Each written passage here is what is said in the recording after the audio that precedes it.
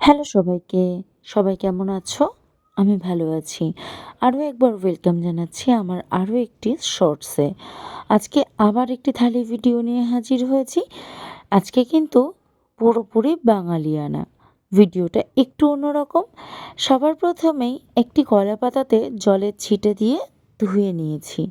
সাথে দিলাম নুন আর গন্ধরাজ লেবু। ধোয়া ওঠা গরম ভাত আর তার সাথে দিয়ে দেবো শিম বাটা। আর শিম বাটার রেসিপি চাইলে আমার চ্যানেলে আছে, দেখে নিতে পারো। সাথে আছে ধনেপাতা দিয়ে মুসুরের ডাল আর আছে বেগুনি। তার সাথে পটল রসা, যেটি আদা জিরে বাটা দিয়ে করা হয়েছিল। আর আছে আজকে ইলিশ পাতুরি। এই ছিল আজকে আমার থালিতে। কেমন লাগলো অবশ্যই কমেন্ট করে জানিও। ভালো লাগলে একটা লাইক শেয়ার করে দিও। বাই।